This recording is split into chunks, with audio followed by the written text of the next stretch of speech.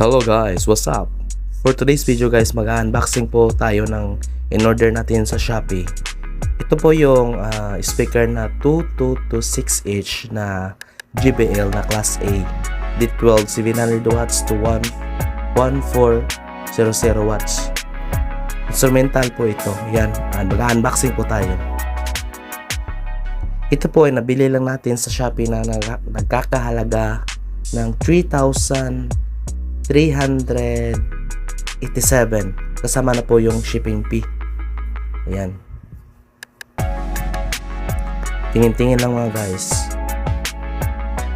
Titingnan natin kung wala bang sira yung na-order natin na speaker na JBL 2226H na model. Instrumental po ito guys. Ayan. Dahan-dahan lang po tayo sa pag-unbox, baka masira natin. Ayan.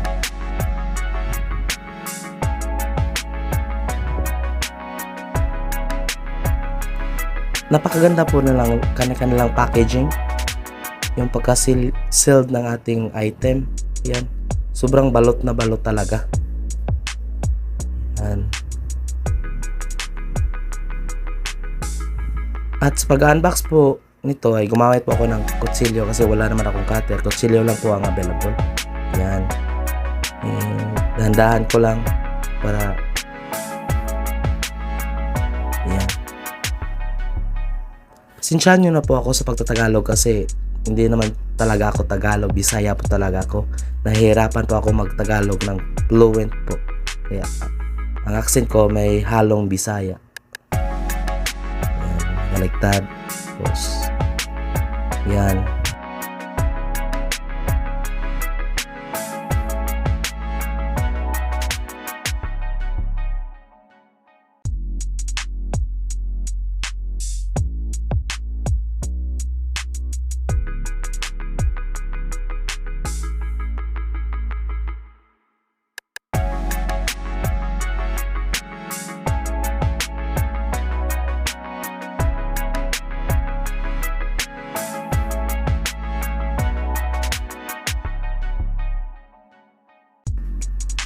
Ayan, makikita na po natin yung speaker na in-order natin. Balot na balot talaga. Ayan. At saka, ang bigat pala. Ayan.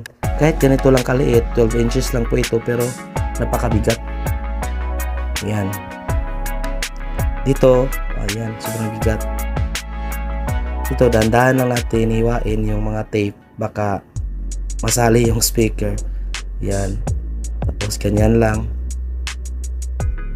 Yun, kita nyo yung speaker.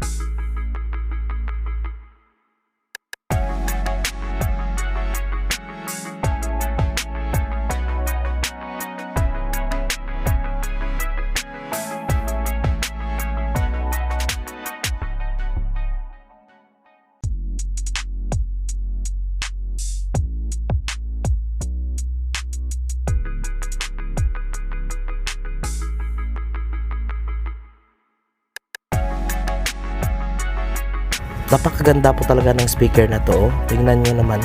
Ang ganda. Parang original po talaga. Ayan. Mabigat din. Die-cast frame. Malaki yung magnet. Ayan oh. Ang ganda. JBL 2226H 700 watts to 1400 watts. Instrumental. Ayan. Ganda. Mabigat. At yung frame nito ay hindi metallic. Die-cast made po. Kaya maganda at mabigat na din. Yan. Ang laki po ng kanyang magnet. Yan. Ganda. Walang damage po. Salamat sa nag-deliver at sa store nito. Yan. Ang laki po ng magnet talaga. Sa next video po, ipapakita ko po ito sa pagkabit doon sa box at testing na din kung ano ang tunog. Die-cast made po ito at hindi po yung metal lang. Ayan. So, sobrang bigat. Nahirapan po ako sa pagbuta. Ayan. Ang ganda po. Kahit maliit, pero solid. Ayan. At yung cone ay masyadong okay lang din. Ayan. Ito yung JBL 226H 700 watts to 140 watts.